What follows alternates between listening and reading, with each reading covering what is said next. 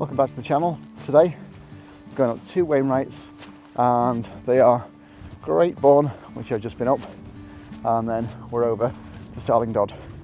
Let's check out the map. In this walk we start off in the Forestry England Car Park, which lies in the shadow of Bowness Knott. We start down a short road section and then we're onto the fells. This first ascent gives us much of our height for today, and we carry on a short distance until we get to our first Wainwright of the day, Great Borne. From here it's a down and up on a very steady path to our second Wainwright, Starling Dodd. And this is an easy track. As we begin to take our descent, it's fairly steep until we find the woods. From this point we get a forest walk, which gives us a nice change of pace. We eventually find our way down to the road until we find ourselves again at the car park. We're starting off at the Forestry Car Park behind me, which is £10 for the full day or £6 for 4 hours. Interesting chat I've just had with a local guy who said, "You just bought a ticket, have you?" And I said, "Yeah." He said, "You don't have to, because that is parish land and the parish don't charge." So that's interesting. He was saying it falls within the parish boundary. Not sure how true that is without checking my facts, but yeah, he reckons there's no need to pay at that car park, but don't blame me, check it out. The thing about that car park is it is 10 quid for the day, and it's pretty expensive given there's absolutely zero facilities there. It's just a rough ground car park. So if you are in Forestry England, then if you could put some facilities in your car park, that would also be great. This was a bit of a last minute decision, to be honest, because I planned to go and do something else in the northern fells, but the cloud base was supposed to be at 500 metres today. And it's more like 1,000. So thought, just nip out, do a couple of high ones, that'll do us for today.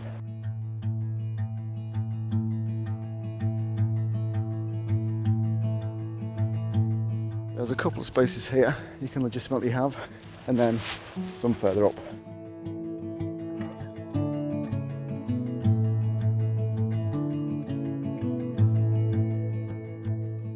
There we go then. So just for reference, little wood down there, that's where the car park is. Ennerdale Water here. And there is space for a couple more cars to nip in here, but this is the start of our route. Over we go then. We're crossing at the stream, and then very much following it. There's a path taking straight up the fell side, but that's not the one we're taking.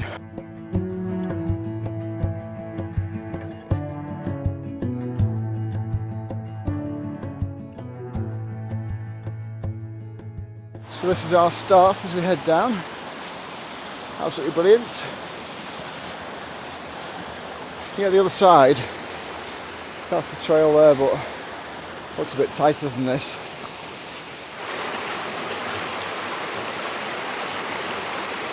As we travel up then, we'll cross Rakebeck, which is by the side of me, and then head up the fell side. That's us. Get a quick nip over. Wow. Through this mucky gorse, and then we're a bit more stable.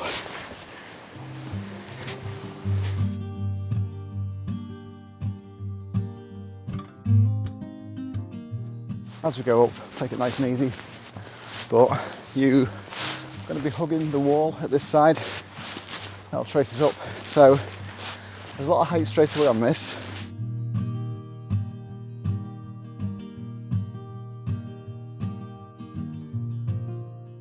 As we come along, the road is down here, that's at 150 metres, and then we're heading our way up to 500 before it shallows out. So it's one of those ones where you hit quite a lot of height straight away. But you know, once you're up, you're up. A quietish wind today as well. It's 2 degrees, but sunny, so we can enjoy it. We've got Wope, Cragfell and Great over just behind me. So we've done all those on a previous video, so if you want to see that, just link in the description for you. And that's a good little run round Again, not really any exposure on that run, so it's quite a good lengthy dog walk.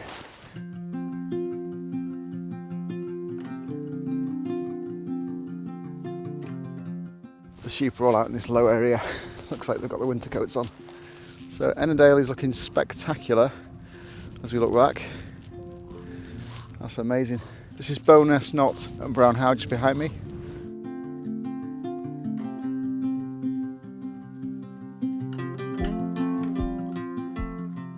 That is our run then, so fairly grassy for now, and it is going to get steeper. Hello sheepies. When we get to here, now I know that we're going up more steepness, so this is our track we're going to take. And again, we'll work our way onto the end, then work our way across.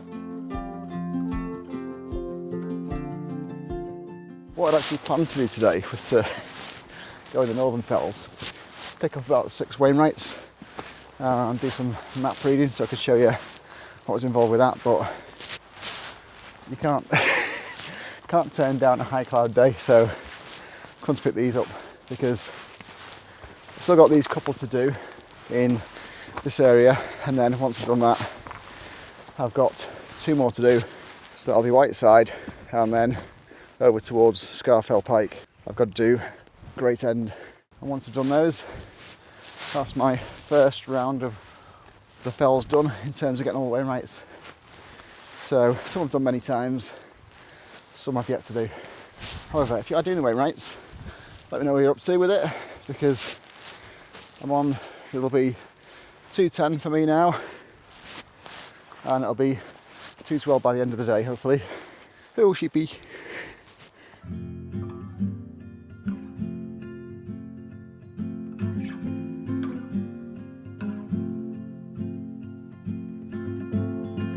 Not gone very far, I'm immediately already too hot, so despite the fact it's 2 degrees today, I've taken the jacket off, but probably need it further up because it's definitely snow on the tops, so I look forward to seeing that. Got my spikes in the bag as well, so that's going to be useful.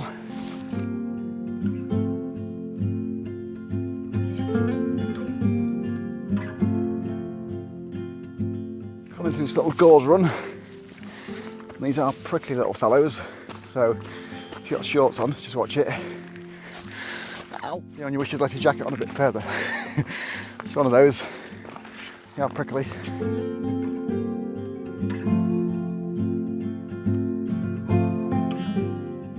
Although the car park was fairly busy, it's mainly people just going around the lake and taking the short walks to the campsite. This is going to be quite quiet today because it's winter. But what a day.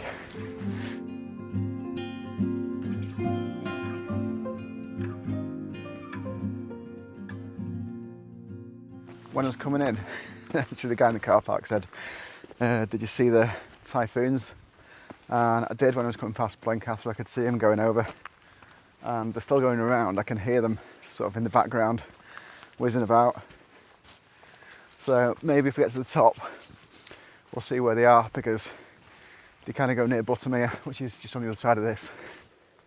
There they are, they're there. There we go. Fantastic.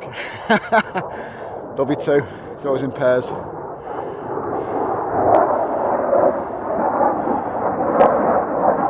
Absolutely brilliant. Okay, second one's just here.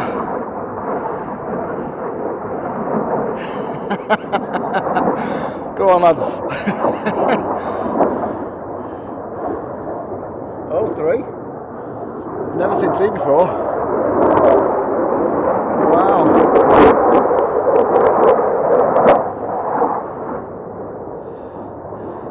They are below my height here.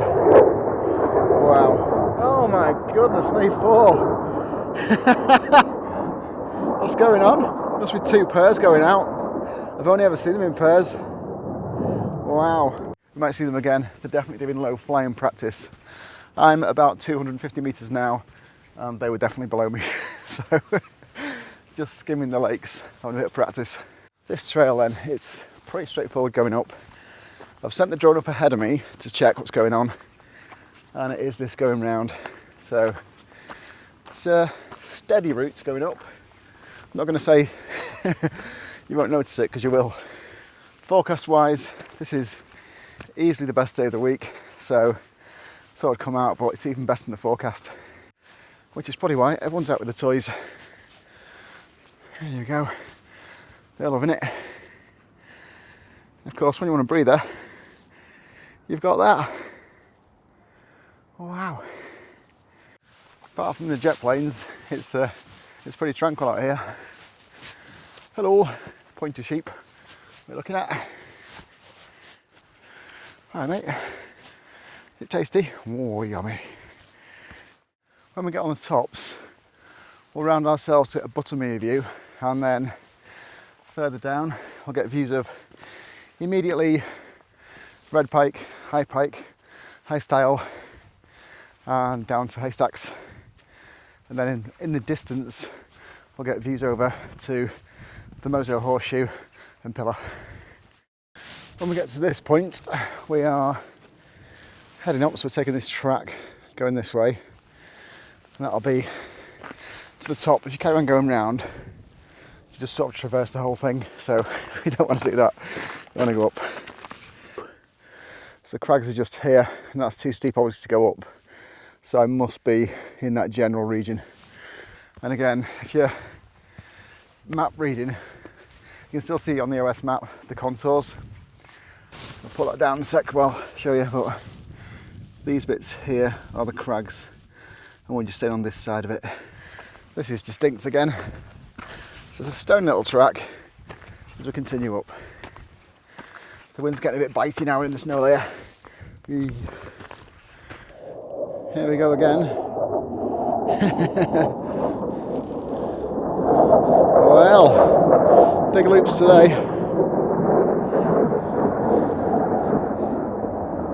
That's the first one. Here's the second one. Wow, that is some noise. Here's our third one.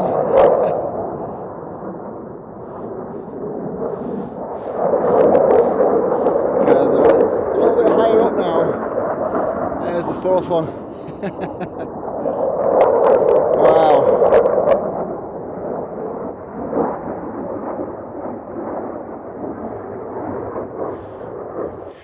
Just passed a guy and he said he slipped and he's got his spikes on, so get on the next flattish bit and pop mine on.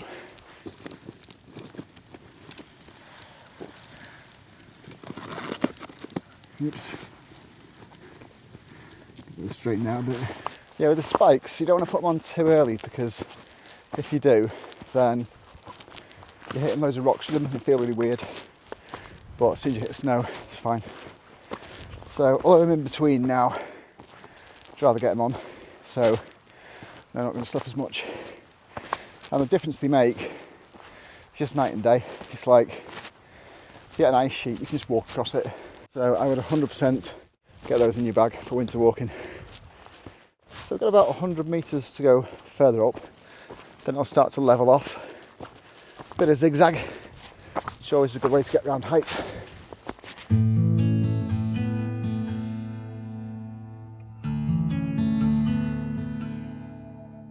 What a look down that is. Wow. You are going out here to the Irish Sea, so we're very much at the edge of the fells when we come here. Gear wise, I've also got my spikes today. It's winter, so batteries are going to drain more.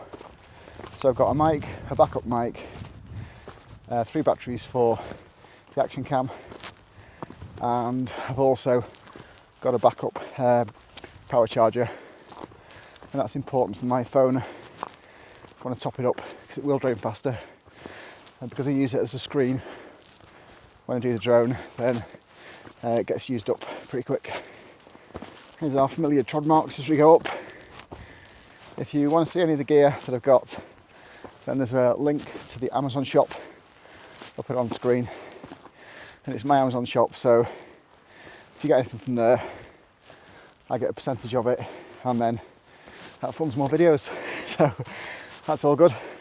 And of course it means a bit less profit for Amazon, which is a good thing. Definitely glad I put these on. Feels a lot more grippy. Get views out to the side there. More of that in a minute. And there's our view back to Ennerdale. Sun just shimmering on it there. Wow.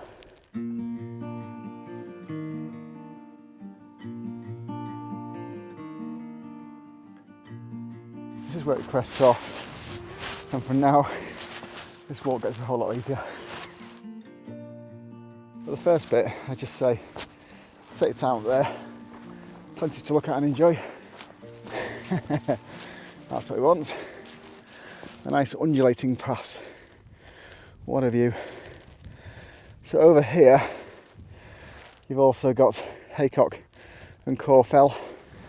We've done those on a previous visit, so if you want to see them, I'll link in the description for you. Now this is what I'm talking about. Fantastic views going down. Absolutely brilliant. Wow.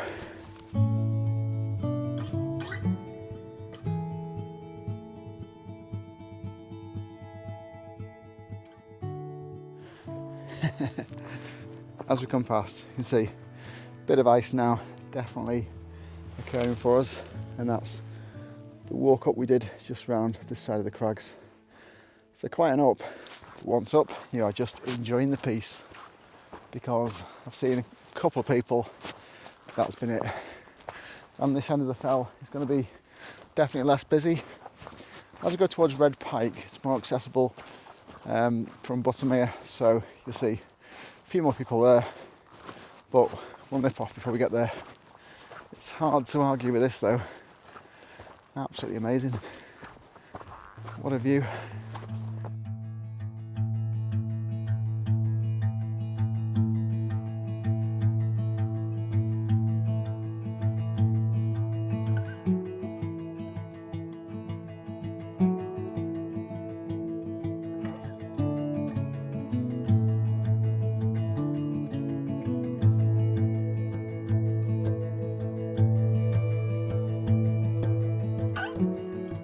You can see Great Borne and then Starling Dodd just behind. Definitely chilly now. Dropping down about 30 metres and then back up again. That's a Great Borne.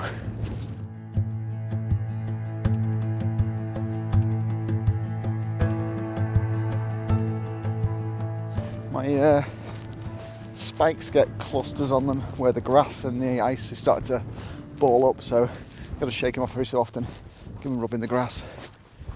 That is it going forward, and the roll across the tops here, to be honest, is fairly gentle despite the cold and conditions.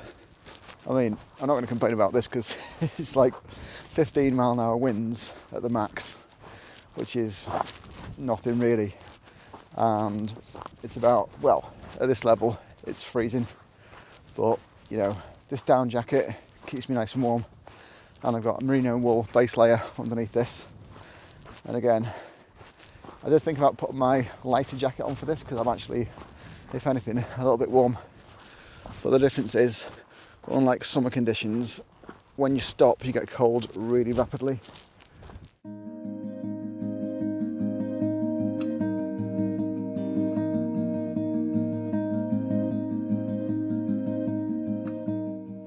When I'm coming along here, it's obviously winter conditions, so it's definitely pretty dry underfoot.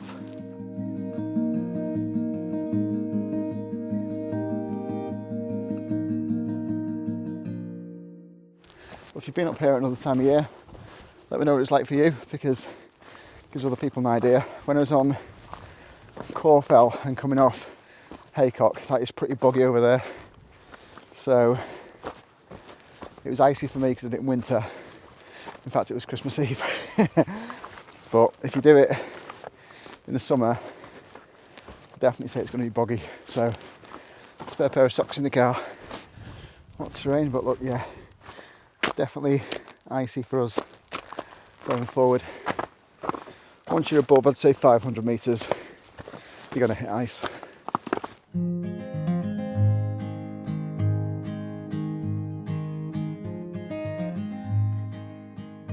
Got 50 metres of height to go, so just a bit up here, then I'll round off. Then we'll see Great Borne.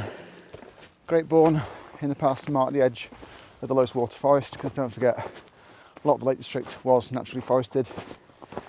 And the name actually means Great Boundary, so that's the forest boundary. Not much forest at the moment, although Ennerdale, which I am very near, you'll see it on maps as Wild Ennerdale in some parts, and that is somewhere they tried to sort of rewild. Originally, in Wainwright's day, it was a lot of fir trees, and he didn't like it, to be honest. Complained about it, but now they're putting a lot more deciduous in there, so they're changing very much the nature of it back to what it would have been. This must be steep because my watch is beeping at me, so it thinks I'm going to exert myself too much, I think. But I'm not, because I'm at the top.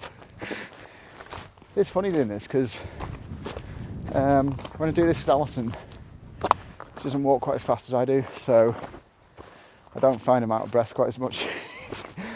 But I do have to stop to do the drones.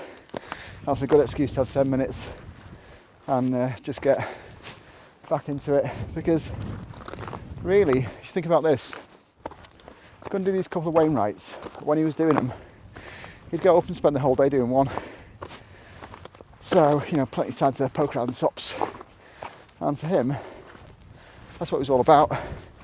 Looking at the features and the ways up, and, you know, really getting a feel for it, rather than going, oh, I bagged like 10 today. But who am I to complain, because I've definitely gone up and done one, and I've definitely gone up and done 10.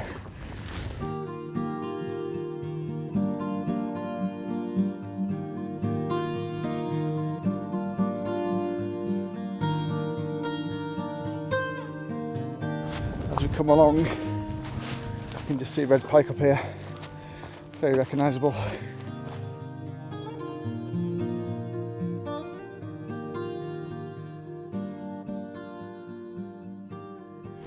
Anyway, there's our top as we head forward.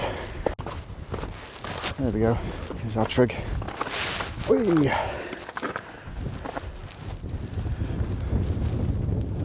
Quite the view out.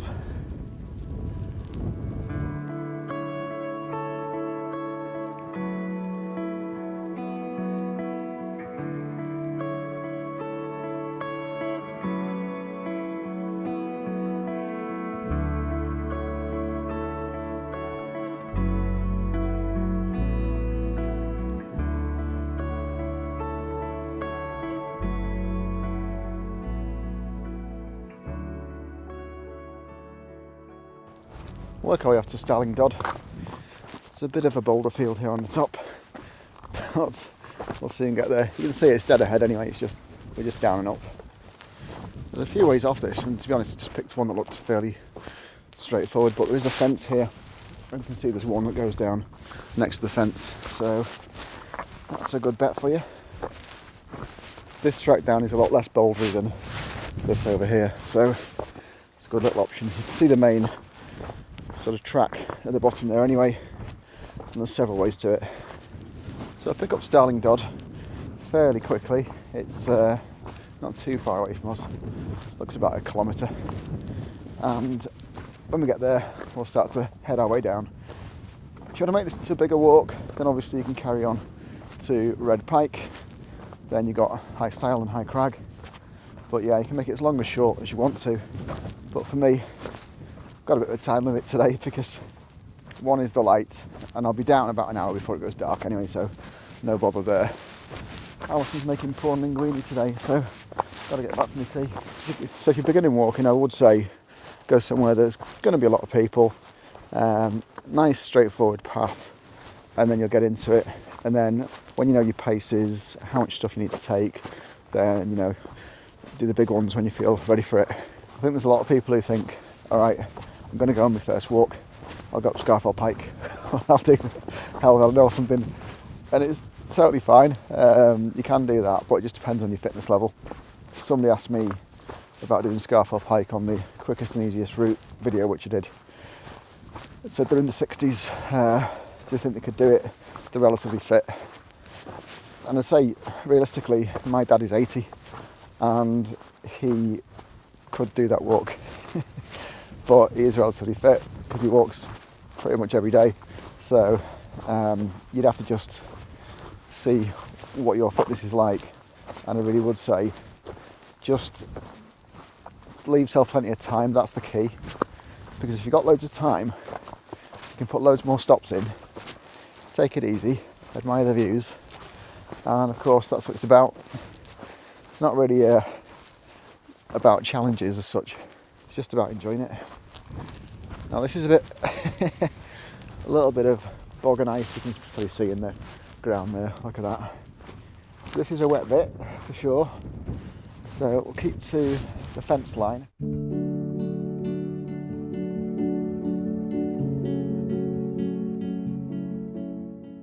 Now this is why you need spikes, because there's quite a lot of ice around, and if you've got spikes on, it just doesn't really matter, it's not really a big deal. But if you're just walking in felt shoes, and I do see people walking in trainers on these sometimes as well, which is just a bad idea. Tell you what though, what about this going forward? It's just unbelievable. And stop a minute, so you can have a proper look. Look at that. So we have come from up here, it's Great Borne, and working our way down is our track as we head to the bottom, and then we start on at second ascent for the day, and that'll take us all the way up to Starling Dodd.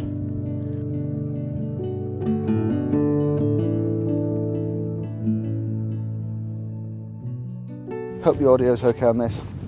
I've recently changed gear over to DJI gear, and the new Mic 3 they've got, it's very small, and I bought a pair of them and I've lost one already, because on the first hike I did with it, it's walking normally, and they haven't got a clip on them, they've got a magnet on them which connects to this little thing here. So it's actually, I've got a sunglasses pocket here, and I've just put it inside there instead because I don't trust the magnets, they're just no good. And why you would produce a mic with no clip on it is absolutely beyond me, because someone who's doing outdoor, slightly more ruggedy stuff, it's probably not going to stay on. So yeah, I'll put it in the sunglasses pocket as a solution. So see how it goes. On the other side, so this will be Crummock Water just down here, and this is Grassmoor in the background, and Whiteless Pike over there. So they are other fells I did the other week. So if you want to see any of the fells around here, just have a look in the folders on the site, because I put them into the 7 Wainwright fells. So he's got a book on each of the 7 fells, and I've got them in folders to correspond to those. So if you want to have a look at those, then feel free. But there's over 100 videos now on the site, and steadily building them over the last couple of years. So hopefully it's being a useful archive. I know people are using them because they tell me what they're doing with them. So yeah, I hope you enjoy them, and if you do, helps me put comments in and likes in, because that pushes it out to more people, then they can get to see it. So if you thought it was worth watching, somebody else probably does as well, so you'll be helping them out and helping me out.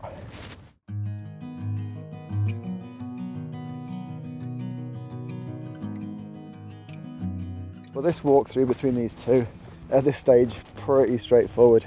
I've got a bit of an up to do, I can see it in the distance, but that looks pretty steady.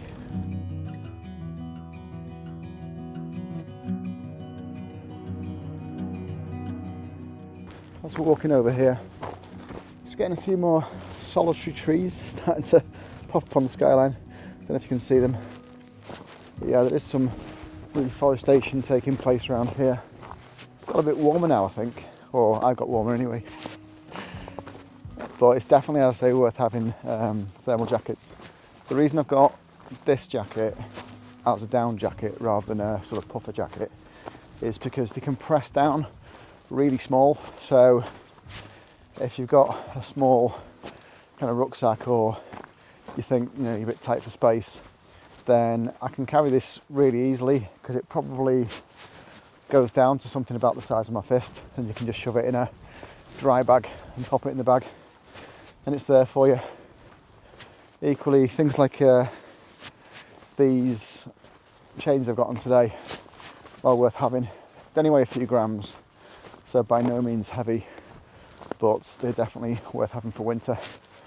I'd forgot them for about the last 3 hikes I've been on, but I was watching someone's video yesterday and they were out in the snow, so I thought, stick the chains in the bag.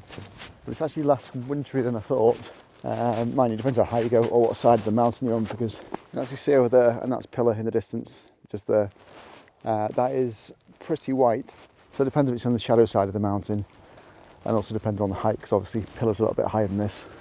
If you are thinking of going and walking in the Lake District, or anywhere really, and you're not sure what the conditions are like, well, that's something I do, is I'm in a Facebook sort of group on a couple of mountains around the Lake District. One of them's Helvellyn, and if I want to know what the weather's like, you can guarantee every day someone's going to post a picture of the top. So if you want to check, like in a real-time scenario, then if you're in those kind of groups, then you can just see pretty much by the hour almost what the top's like. There's a little Christmas tree. That is compact. Wow. How come Christmas trees are never that bushy when you see them in the farm shops? Again, we'll probably take it in stages, so you've got a little rise to start off with, then what looks a more significant up to get to the summit.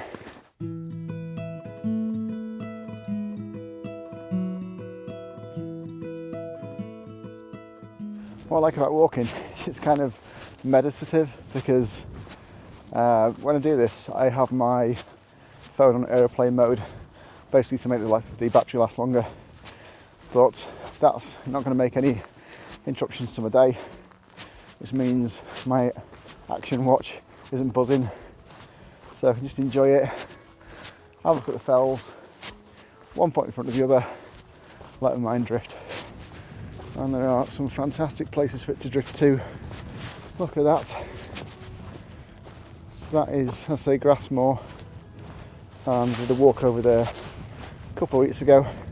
It's really good. Grassmoor is just in a little bit of cloud at the top. I think it might be now actually. You can just see a little bit of white touching it, but there's nothing really. And that is the highest thing in the Northwestern Fells.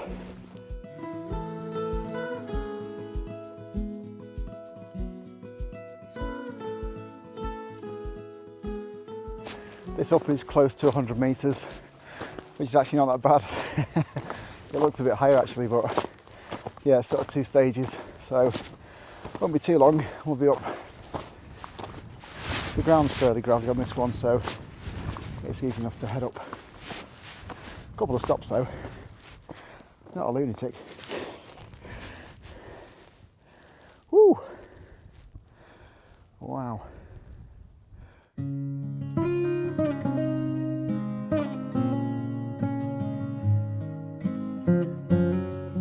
Got about 50 metres of ascent to go. Still cracking views down. The wind's picking up a little bit, but as soon as we've done this, we're going to start heading down into the valley once more. It's not really, there's snow obviously, it's not deep though, it's just a dusting, so that's fine.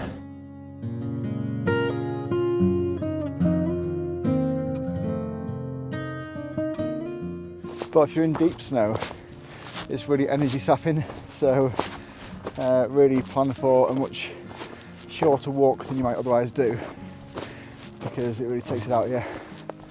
I've done a couple of those for sure, and yeah, it's like sort of walking on a beach where the ground's moving, it takes the energy out, and also the path isn't that clear a lot of the time, so on a lesser walked route it can be a bit chaotic.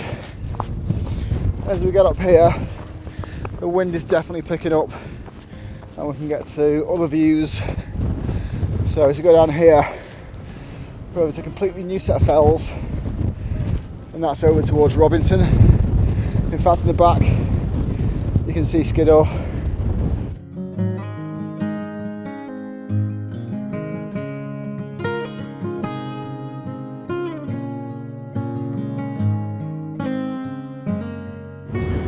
Here we are then, the rather mangled top Starling Dodd. Wow, so there are a couple of crash sites around. This, however, is old fence posts. Wow, let's get a look around.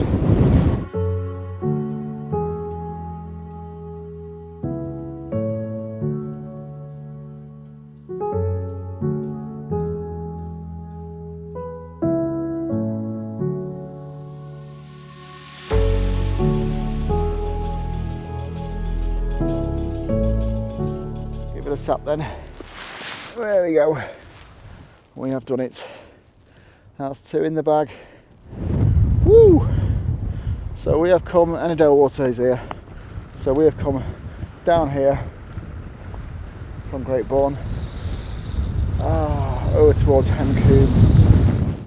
Having got those 2 Wainwrights, we're going to head our way back down into the valley and we'll take a nice walk next to Ennerdale. This is our track coming off, nice and straightforward. So what we'll do now is just work down and we'll get our way into the forest and then we can walk along the shores of Ennerdale Water.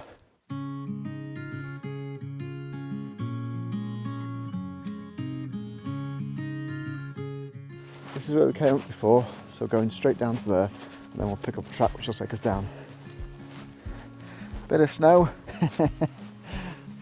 Nice to throw some snowballs at Alison, but she's not here. That's it coming down. So there's bits of gravel. Not sure what this is about really. That's someone's chucked a load of gravel on the hillside. I don't really want to walk down it because I know it's for conservation, I imagine, but it looks really loose. So I don't want to walk on it. Let's have a go, see what it's like. That's alright actually.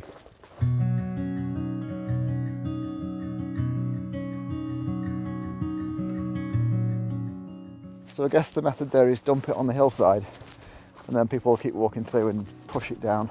It forms a path. That's an idea, I suppose. Well, I guess in the summer this is going to be all, well, heather. So it'll be out in bloom. So although it doesn't seem very official as a path, it is a marked one on the OS maps. And I'm checking on my thing and I'm right on it. So there you go.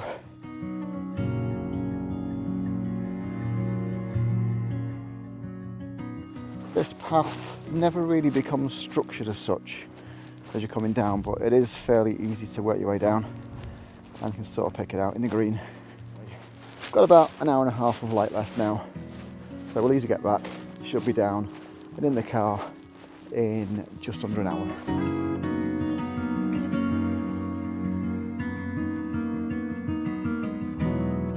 Wow, what do you think of the walk? Oh, it's a good one.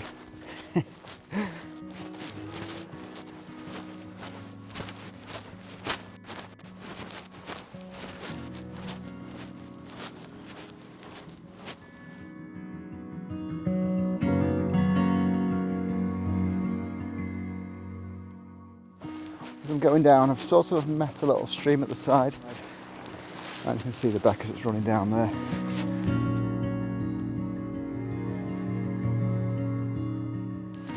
So I would say, having come down here on your behalf, I would actually, if you've got time, go on to Red Pike and then come off there. So what I'll do is in the description to this video, I'll put down this route as is, and then I'll put on the one with the path from Red Pike, which takes you down to the forest, and then you run alongside Ennerdale Water. There you go, it's got options, but I'll say this is fine really, to be perfectly honest. I'm just working my way down, but I know some people are like, didn't really like the look of that down. It's just a question of taking your time. There is actually a track here, but you can probably see it behind me there. But it's not very wide and you can come off it. But all you're doing is going down. So just working down, say, 70 metres more and then that's it. I'm out of the gauzy stuff, so I'll just take these spikes off and I can get down the rest of it. So I'd say apart from that little bit coming off, it's a really good walk, and that's not really dangerous, it's just a bit, you know, inconvenient because you've got to wade your way through all the heather. But there's this path that I've actually took up here. The stream I was supposed to be walking by is over there, but it's wet, unsurprisingly, being a stream. So This is an easier off. The walk itself in the main is really good. Great views over lots of ranges.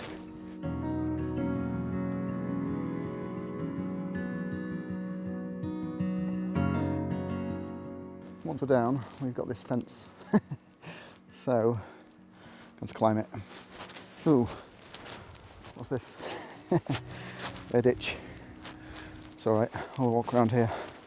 We will get to the path quite soon. Just go by the side of the wood. This is actually a decent trail, you can see. It's like forestry walk to finish off with. There's been a bit of wind damage, so we'll get over here. Follow this through the woods. Nice.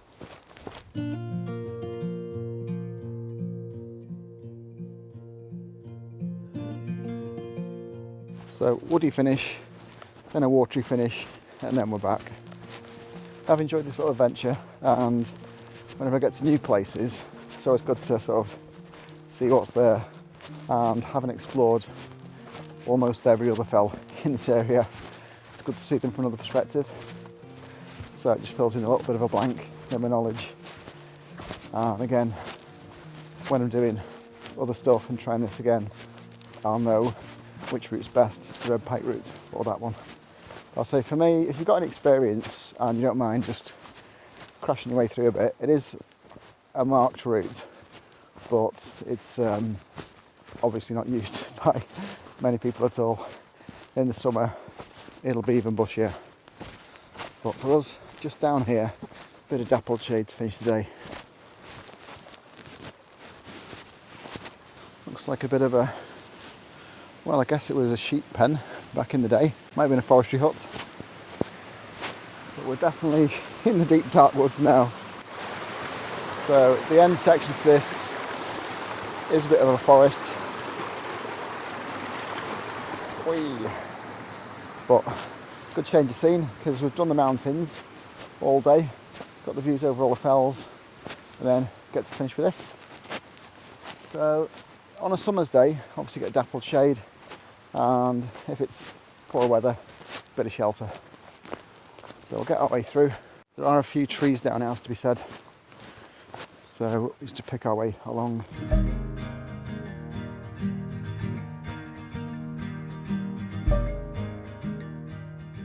We'll go through this section, about a kilometre in total for the wood, and then we'll get on to the end part where we're just walking a nice easy road to finish off.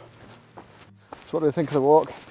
Well, when you're going and starting off, the up is probably the most strenuous bit, but just take your stops. There's plenty of time to look back and admire the views there, and that just grows all the time. When you get to the top, the run across the top is dead straightforward, so that's a lovely run, and it would be the same if I carried on to Red Pike. The down was a little bit scrubby, but apart from that section, the rest of it absolutely fine. This walk through the woods adds a bit more interest to the walk, so I'm enjoying that. And then I know the next section, because I've done it before, and that'll be a walk along Ennerdale Water. So you get the nice views and the fells at the side as you come into the car park.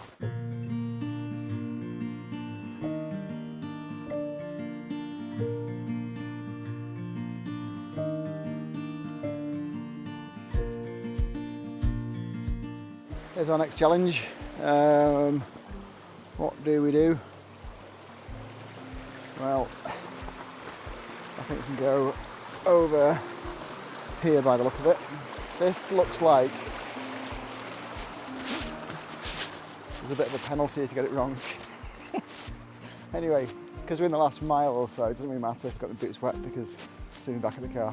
But I'd rather not walk in wet boots, it's all the same to you.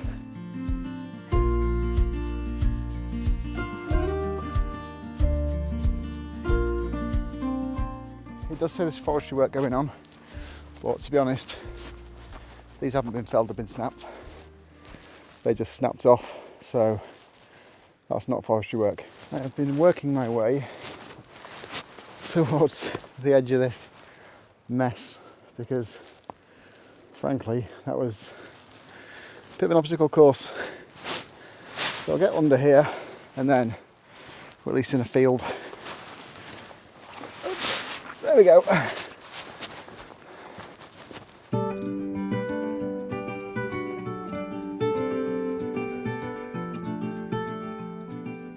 Anyway, sometimes that's how things are, so got to improvise a bit. We got through.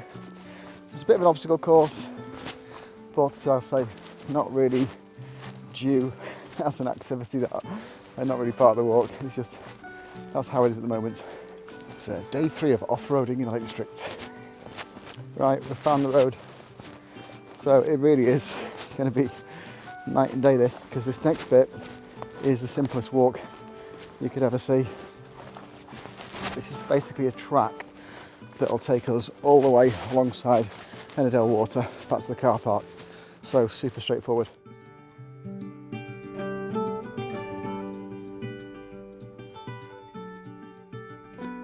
Anyway, hope you enjoyed the video. If you did, helps me to click on the like, and if you want to see more of these, just click on subscribe and you'll see them when they come up, and that'll be on a Sunday at 5 o'clock. So I'm going to head back to the car park now. Going to have a great view over Ennerdale Water.